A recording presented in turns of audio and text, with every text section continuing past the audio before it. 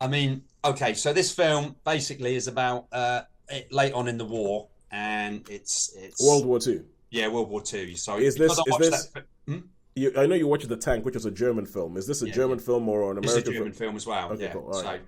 so um, and it's all about really. So there's a thing called the Kurland pocket, which was a pocket of Latvians fighting for the Germans, and they're surrounded. The Russians have got them completely surrounded, and the only way they can get news out or in is to write a letter. So it's all about this post office, if you like. So the post office thing where so you've got a group of soldiers and they get into certain situations. They go out on patrols. They go uh, everywhere else, but then they go behind the lines and they say, "Oh, can you take our?"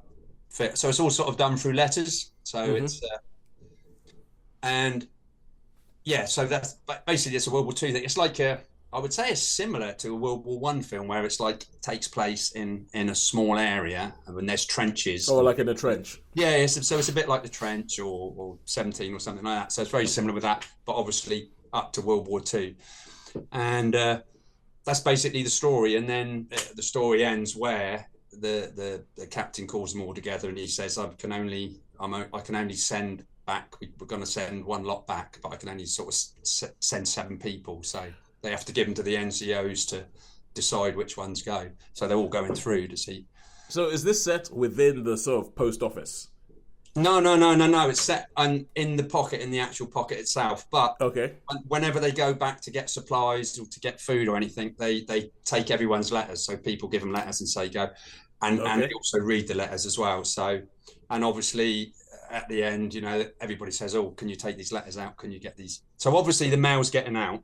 I mean, Yep. this is a thing that goes back to Prussia. So it's a really big thing to do with the Germans, and so that's basically the story. Now, it's again, it's really authentic equipment and uniforms and everything. It's just like pucker.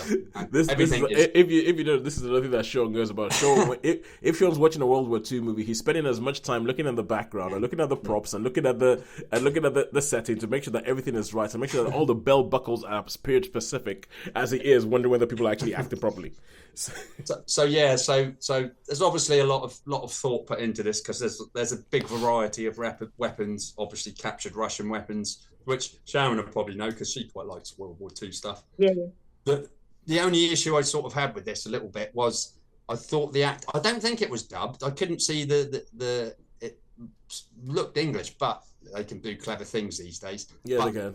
but for me, I don't know. The acting was a bit amateurish. So, I mean, I quite liked the story. I liked the equipment, some of the situations. There wasn't that much action, but the action that there was was quite good. But for the actual acting itself, some people, I know it sounds funny, a bit like the lad in the Bone Temple. I don't know. It just wasn't convincing. It didn't convince me, if you know what I mean. I mean, it was good, Yeah. but it was like an amateur. It was a bit amateurish, I thought. Well, that is, I think, well, because this is a German film. If it's like The Tank, and it was, I would, because The Tank was, it was well dubbed, but it was dubbed. It was dubbed from the originally was in German. And was dubbed into English, and I feel like there is something to do with that. And I think I put it down to the voice actors who do the dubbing, Right. because there's some times when for me, I feel like the voice doesn't sound like it's coming out of that character. Yeah. And so the dub. So that's why sometimes I prefer to watch the subtitle version. Give me the Yeah. original language with the subtitles. Yeah, me too. Because Always. because then I think then the voice fits the character, the urgency and everything does and everything. Like there's something I like watching, which is Gives it a called bit more authenticity, doesn't it? Gives it a bit 100%. more, Always. it doesn't matter if it's Chinese or Yeah, Korean. there's a Japanese show I like watching called One Punch Man, and there's a dubbed version in like with American accents and everything like that. And I've tried listening back and forth, and I'm just kind of been like, it feels like a different show when you have the American dub thing. It just doesn't sound like that's right. And I feel like sometimes it's hard to assess the performance when it's dubbed. So I think that might be where you're thinking. It feels a bit That's a uncanny good almost. observation. That's a good observation, Toes. You're pretty smart at thinking Oh about yeah, it. I'm full of them. Yes, thank you very much. that could be part of the reason why it felt that way. you might have hit the nail on the head. Yeah, yeah. I mean, Spike in the Bone Temple doesn't really have any option because he was speaking English. It was in English. So Yeah.